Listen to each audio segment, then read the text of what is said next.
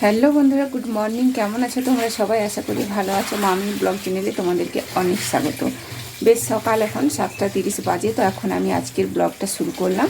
তো দেখো, চা হয়ে গেছে আর বুড়ি আজকে নেই, সেই জন্য আজকে দুধ চাই বানাচ্ছি। চলো একবার দেখে নাও।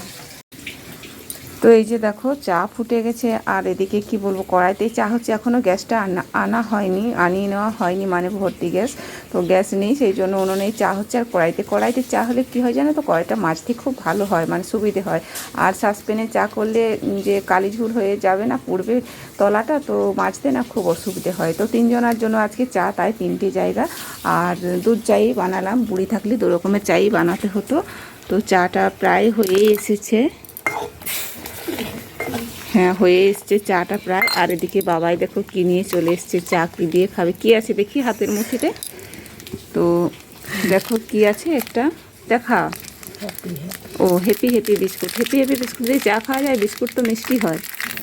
তো কালকে রুটি আছে, সন্ধ্যেতে রুটি বানিয়েছিলাম, তো সেই রুটি আছে এখনও, চায়ের সাথে খাওয়া হবে। আর এখানে দেখো ওই 3টে জায়গাতে চা নেব। তো এটাতে বাবাই চা খায় রোজ দিন, এটাতে শাশুড়ি চা খায়, এটাতে আমি চা খাই। আর কি বলবো, বুড়ি খায় বাটিতে চা। তো এই জায়গাগুলোতে কেন চা খাই আমরা জানো তো, মানে কাপ, কি বলবো, কাপ ভেঙে ভেঙে এত, মানে কি বলবো, বেশ কদিনও চলে না, কাপগুলো ভেঙে যায় পড়ে হাত থেকে। তো সেই জন্য কাপ আর ব্যবহার করা হয় না। এই জায়গাগুলো ভাঙার মতো কিছুই নেই, পড়ে গেলেও ভাঙবে না, সেই জন্য এই জায়গাতেই চা খাওয়া হয়। আর যে যার মতো করে যে যার জায়গাতেই চাটা আমরা নিয়ে খাই। কেউ কারো অন্য জায়গাতে, মানে এর জায়গাতেও ওর জায়গাতে এভাবে চাটা আমরা খাই না। জানি না কেন যে চা দেওয়ার সময় এটাই মনে হয়, এটা এর জায়গা, এটা ওর জায়গা, এইভাবেই কিন্তু চাটা তখন নেওয়া হয়। তো সেই জন্য আমরা এইসব জায়গাগুলোতেই চা খাই। কাপ আছে, এখনও রয়েছে। তো যাই হোক, ধরো কোনো নতুন মানুষ বাড়িতে আসলে, কোনো কুটুম আত্মীয় স্বজন আসলে, কোনো নতুন অতিথি আসলে, তখন সেগুলো ব্যবহার করব। কারণ রোজ দিন ব্যবহার করলে কাপগুলো ভেঙে ভেঙে কী বলবো, একদম শেষই হয়ে যাবে। তো সেই জন্য এইসব জায়গাতেই আমরা চা খাই। তো যাই হোক বন্ধুরা, চাটা তো হয়ে এসছে প্রায়। আবার দেখো, মানে কি বলবো, কমে যাচ্ছে চাটা ফুটে ফুটে। তো এখন চাটা ঢেলে নিই আর চাটা খাই। তো বাবাই দেখো ঢং করছে, চিনিটা একে একে করে ওখানে আবার ছড়িয়ে দিচ্ছে। তো এটাই হলো ওর, কি বলবো, ঢং করার সময় হলো। দেখো চিনিটা দিচ্ছে। কখনো দোকানে যদি একটু থাকতে দিই, তখন চিনির বালতিতে মসুরির ডাল দেবে, মসুর ডালটাতে চিনি দেবে, এরকম এটাতে ওটাতে মিশিয়ে দেবে। কেন যে জানি না, এরকম ওর একটা ঢং আছে, মানে স্বভাব আছে। তো দেখো এখনও কেমন, মানে ছোটো বাচ্চাদের মতো ঢং করছে, চিনিটা নিয়ে পাশোপাশ করছে। তো যাই হোক বন্ধুরা, আজকে সারাদিনে কী সব করছি সবই তোমাদের সঙ্গে শেয়ার করবো। সাথে থেকে ভিডিওটা দেখো, স্কিপ না করে। আশা করি তোমাদের খুব ভালো লাগবে। বাবাই ক্যামেরার কাছে দেখো চাপা দিচ্ছে, তো সেই জন্য এভাবে ক্যামেরাটা হচ্ছে, ওকে দেখাচ্ছি বলে। চা খাওয়া হলো। তো এদিকে দেখো, দোকান থেকে আমি সবজি নিয়ে বার হচ্ছি। তো দোকানে সবজি কোথা থেকে আসলো, আসলে রাস্তার ওপরে সবজিওয়ালা এসেছিলো, আমি দোকানের ভিতর থেকেই নিয়ে নিলাম। তারপরে আবার দেখো ঘরের ভিতর হয়ে এদিকে চলে আসলাম। তো এই যে দেখো, এসে বাইরে টেবিলটাতে সবজিগুলো রাখছি। বাঁধাকপি খাওয়ার কোনো ইচ্ছে নেই, তবু নিয়ে রাখা হলো, কারণ যদি খেতে মন চায় তখন কিন্তু এটা রান্না করব। এখন আর কপি খেতে সেরকম টান নেই। তো বাঁধাকপি, গাজর আর বেগুন এটাই নিলাম দেখো। আর বাবাইও দেখো চাটা খেয়ে এদিকে টিউশন হবে, তো প্রাইভেট মাস্টার, মানে টিউশন স্যার আসবে। তো এদিকে বসে গেছে বই নিয়ে। তো একাই বাবাই পড়ছে এখন, একার জন্যই দেওয়া হয়েছে টিউশনটা। আর এদিকে দেখো, আমি এখন কিছু টুকটাক কাজ আছে। সকালের খাওয়া দাওয়া সব জব্বটা শেষ হয়ে গেলে তো আবার, মানে চা খাওয়া শেষ হলে তো আবার মুড়ি টুড়ি খেতে হবে, সেটার জন্য ভাবতে হবে। তো এখন কী করবো বলো তো, এখন আমি দেখো উনুনটা ধরিয়ে নিচ্ছি আর গোটা কয়েক আলু সিদ্ধ করে নেব। আলু সিদ্ধ দিয়েই কিন্তু মুড়ি খেতে সবাই পছন্দ করে বেশিরভাগই।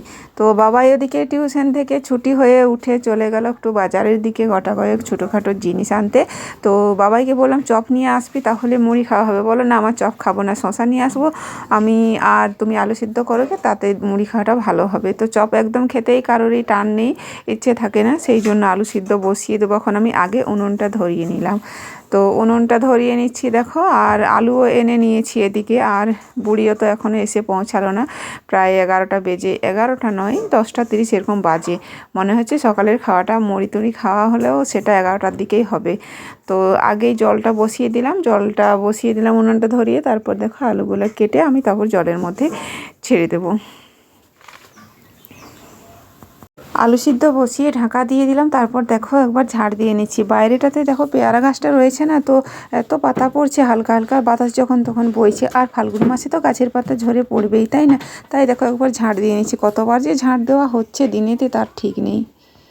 কাজগুলো গুছিয়ে নিতে নিতে বাবা এদিকে দেখো ফিরলো বাজার থেকে, তো সাইকেলটা নিয়ে একেবারেই দেখো ঘরে ঢুকে যাচ্ছে। এটাই ওর অভ্যেস, তাই না? স্কুল থেকে আসলেও দেখো সাইকেল যেখানে থাকে সে জায়গায় সজ্জা চলে যাবে, এখন চলে আসছে এখানে। তো বাজার থেকে কি নিয়ে আসলো, কত টাকা ফেরত নিয়ে আসলো, দেখো সাইকেল থেকে না নেমেই আগে মাকে হিসেব দেখাচ্ছে, বা পাছে কি আমি বেশি খরচ করে ফেললাম। তো এদিকে দেখো বুড়িয়ে চলে আসলো টিউশন থেকে, আর সোয়েটার বললাম এখনও পরে আছিস, তো খুলছে।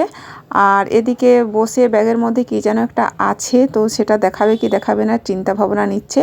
আর আমি এদিকে দেখো আমাদের মুড়ি খাওয়া হয়ে গেছে, বুড়ি এই খাবে সবে মাত্র, বললো মা প্রচুর খিদে পেয়েছে।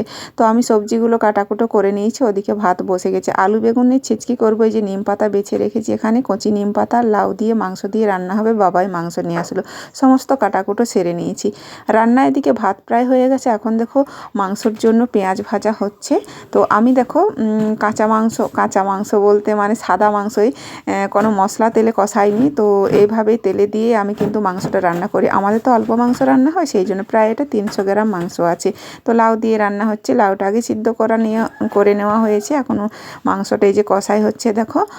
আর তারপরে এই যে লাউ সিদ্ধটা ঢেলে দিলাম, তো তারপর ভালো করে দেখো নেড়েচেড়ে মিক্স করে একটু ঢাকা দিয়ে দেবো, তারপরেই হলে সিদ্ধ হয়ে যাবে। তখন দেখো প্রায় তরকারি হয়ে এসেছে, আর এটা ঢেলে রাখবো। তারপর দেখো এই যে অল্প করে জল দিলাম, আলু বেগুনটা দিয়ে দিচ্ছি এখানে, মশলা দিয়ে একটু হালকা করে মশলা দেবো, তারপর কিন্তু নিম পাতাটা দিয়ে ছেচকি বানিয়ে নেব।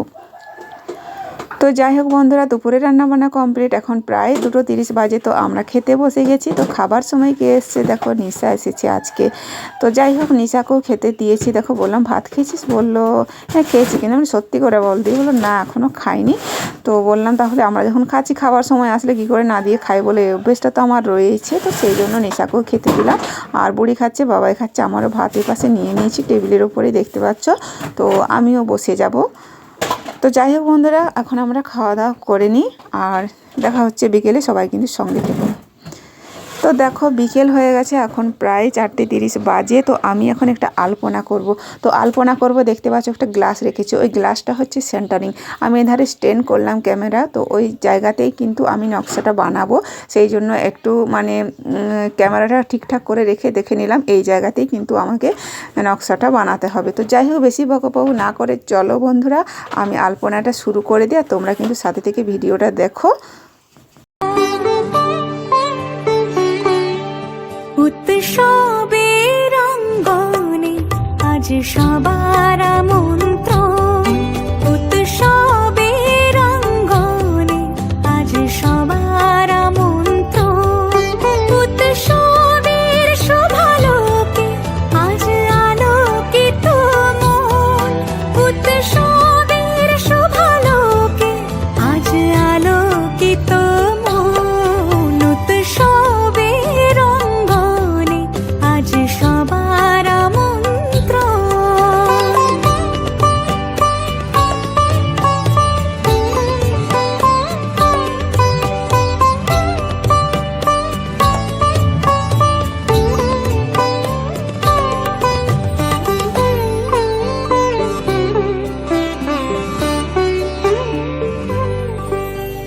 ধর্ম বর্ণ কিবা বয়সের সীমানা ছাড়িয়ে আজি প্রতি গৃহ কোন পর স্বজন নব সাজে উঠে সাজিয়ে।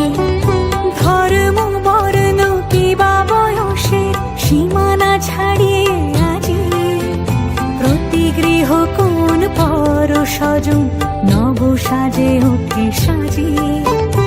আকাশ নীলে মেঘের ভেলা আনন্দ হয়ে ভাসে, শিউলি সুরভি মিশে যায় উৎসব উচ্ছ্বাসে, উৎসব উচ্ছ্বাসে, উৎসব উচ্ছ্বাসে, উৎসবের অঙ্গনে আজ সবার আমন্ত্রণ, উৎসবের অঙ্গনে আজ সবার আমন্ত্রণ।